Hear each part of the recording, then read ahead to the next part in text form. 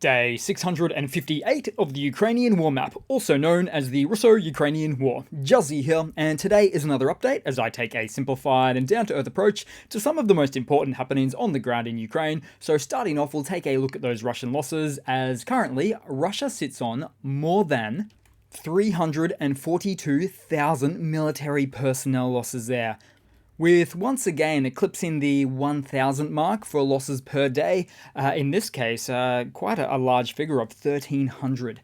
Then as for hardware losses, 10 tanks, 22 APVs, 12 artillery, but also of consequence to Russian logistics is the 13 vehicles and various other trucks. Although not as many as your average day. And just as a note, these types of losses happen almost exclusively behind enemy lines, or Russian lines really, due to the regular usage of Ukrainian FPV drones. Then we'll head across to the map today. We'll start out in the Donbass, as just over a day ago, the armed forces of Ukraine took control of and raised a flag at one of the slag heaps near to Russian-occupied Horlivka. And I might, in fact, pop open there we go, the satellite, so you can see the slag heap there. Although, as far as land gains go, usually it's not particularly advantageous for either side to capture a slag heap. It's more of a win for morale, really. But perhaps in this event, what's even more impressive is that the AFU pushed through Donbass enemy lines that existed since 2014. But also you could say, consequently for the Russian army, they may feel that they have to divert resources to this region now, because extremely long-held Russian positions that have been lost to Ukrainian armies or forces would probably not be considered as acceptable to the Russian Ministry of Defense. But even then, I do genuinely wonder if the Russian MOD are to become aware of this information in any sort of timely manner, given that we've seen time and time again Russian commanders choosing to only post positive reports back up the chain of command for fear of getting roasted, demoted, and sometimes ultimately getting punished and sent to frontline positions. So a lot of the time, it's really a deeply systemically flawed reports-based system that the Russian military works within. Then we'll head down on the map today, as perhaps the biggest news to come out of Avdiivka is of some Russian advancements just northeast of Stepova, west of the railway line.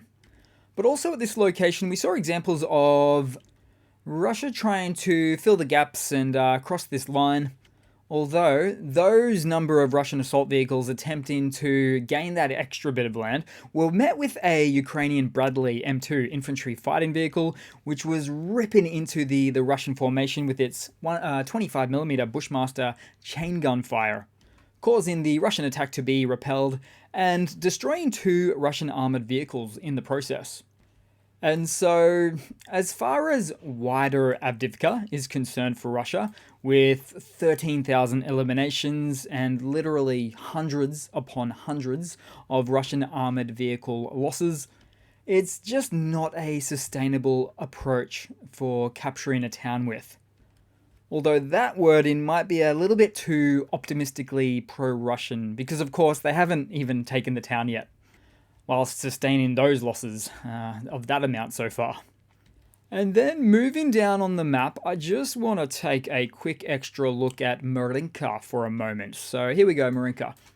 As you zoom in there, you'll see that any sort of a northwestern push by the Russian army, which they're really working at to try to pull off, would in fact either way be met with some limited success. Given that the water bodies, the natural obstacles they face here, in fact I'll zoom in, you can see the rivers, the line in there, almost like a dead-end zone.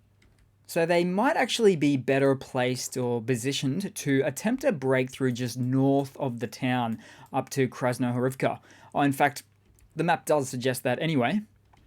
But even then, this presents its own set of unique challenges for the Russian army, with open plains of attack, dense minefields, and inevitably, after all of that, the grueling nature of urban warfare within the town of Krasnohorivka. all of which, as we've really seen play out, is so much easier said than done. Then we'll head across, right across on the map today to the Kherson region, as there's been more failed Russian counterattacks or attempts in Krinky. So it really is like small ineffective wave after small ineffective wave at this point.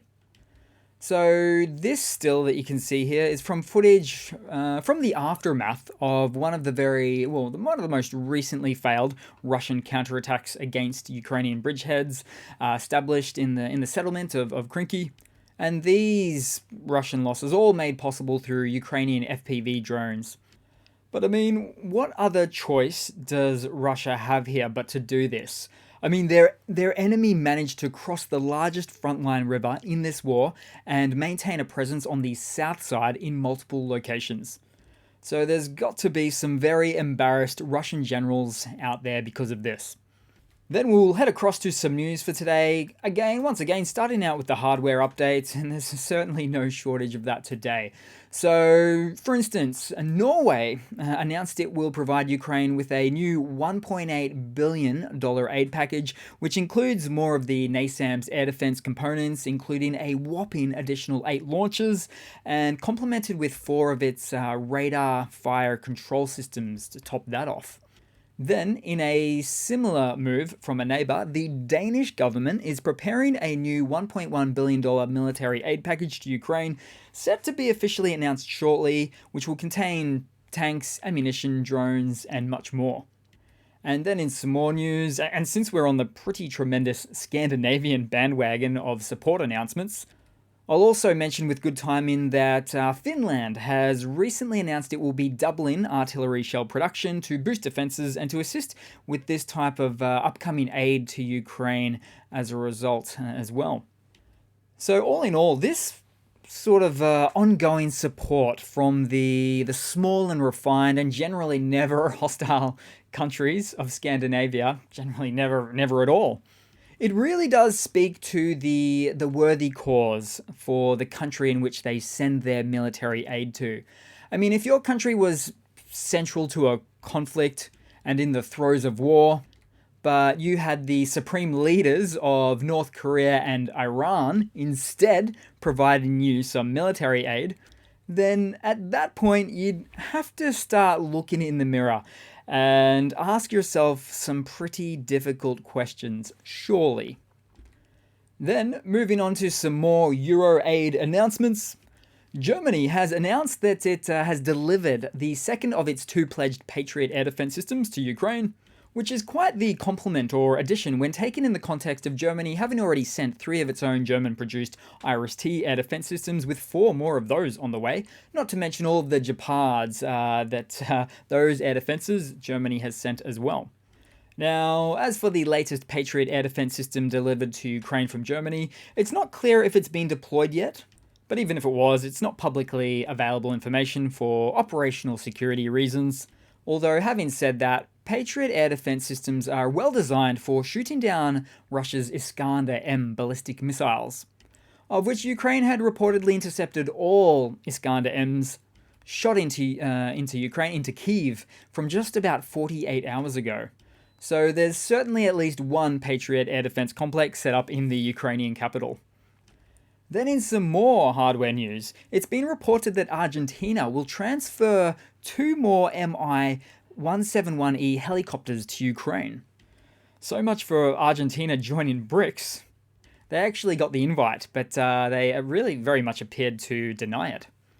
As Argentina's foreign policy direction, under the leadership of President-elect Javier Milei, has instead expressed a commitment to aligning more closely with the West.